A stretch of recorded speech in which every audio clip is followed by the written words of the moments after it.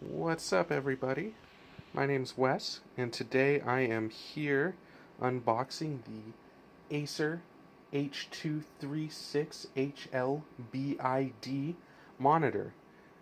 Let's go ahead and dive in. Now, that's definitely not the most pleasant name for a product. Let's be honest about that. Even I had to copy and paste that a few times just to find it because I could never remember a name like that. So, you know, there's some things that are pretty standard about this monitor. It is an Acer product.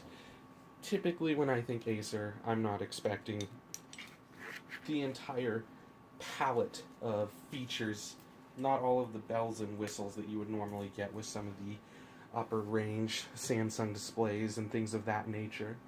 So let me tell you a little bit about why I did go ahead and select this Acer monitor.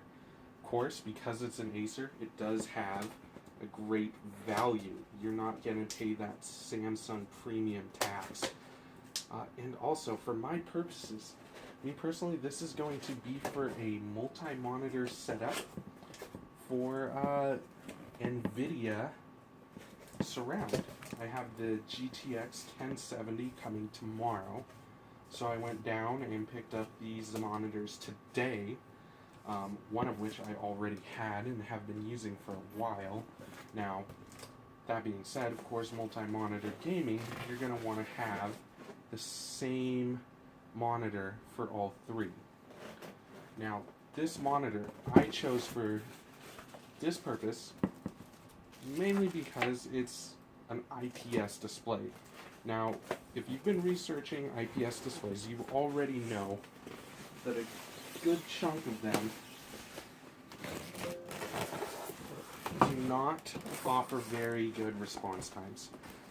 They offer pretty poor response times, and they're usually intended more for a productivity crowd, not the gaming crowd. Now that's where that kind of more standard feature I was talking about earlier, that 5 millisecond response time, not uncommon on an LCD or an LED monitor. It's great to see it on an IPS display, and since this is LED, it also has a 100 million to 1 dynamic contrast ratio. A bit of an air problem here. Let's make it difficult to get that apart. There we go.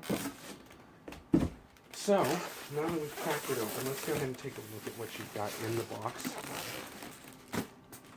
You've got your standard assortment of cables, VGA cable, part of your power cord. Power brick is, of course, separate. Here's your power brick and your base for the monitor, power brick here. One thing I do like to see about this power brick, every once in a while you get those products that have those really wide power cords. This is your standard power cord, fits easily into the socket, especially with multi-monitor. It's nice to be able to plug them all into one power strip. Otherwise, it comes with the user manuals. So, from there, we've got the monitor itself. We've gotten this nice protective sleeve. Oh, in case I didn't mention, there is an HDMI cable included. This does have a DVI port, but it does not include a DVI cable. Bear that in mind depending on your setup. I know, depending on if you're using iFinity from AMD or Nvidia Surround, you will need a certain assortment of cables. Make sure you're aware of what your GPU compatibility is. Now,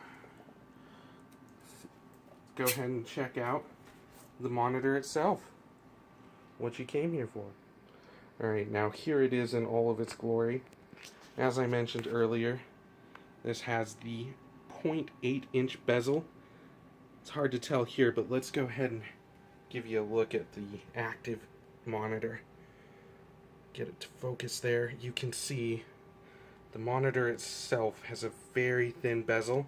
As a matter of fact, I already have 2 of these set up, just waiting to be plugged into that new GTX 1070. excited to get that. But that gives you an idea of the border, the bezel, the very thin bezel, which is hard to find on computer monitors in this day and age, which is somewhat surprising. Another feature may be convenient for some.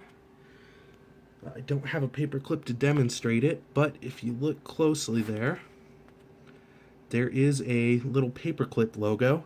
Hopefully the camera's picking that up. Just a magnetic spot that you can set anything with any sort of magnetic internals, so any sort of metal item. Go ahead and put that there and it won't float around your desk. I suppose that's pretty convenient for a lot of people.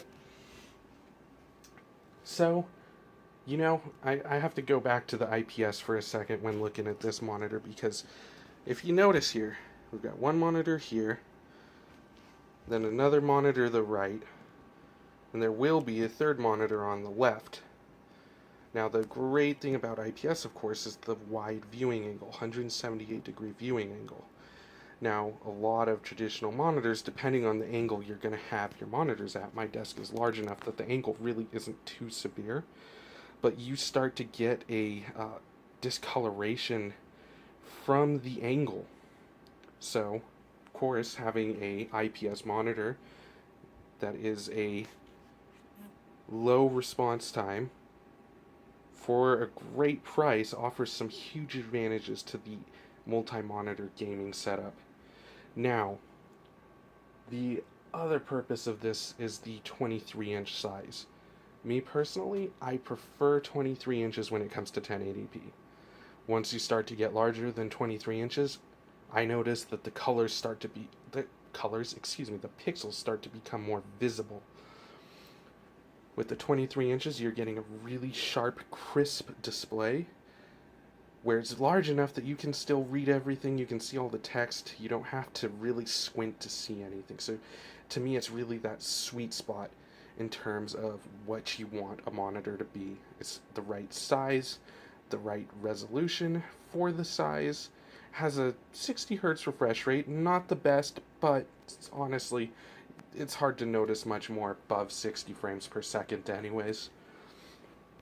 So, with all of that being said, those are the reasons I went with this particular monitor. There's your unboxing of it. So a little bit of a quick review. I will have an unboxing of the GTX 1070 posted up here soon, as well as some feedback on how the Nvidia Surround works out for me. So keep yourself posted. If you're interested in either of those videos, go ahead and like, subscribe, and make sure that you can be aware of when those are coming. Will be soon. As I stated earlier, that GTX 1070 is scheduled to be delivered tomorrow. So, thank you for watching. Have a great day.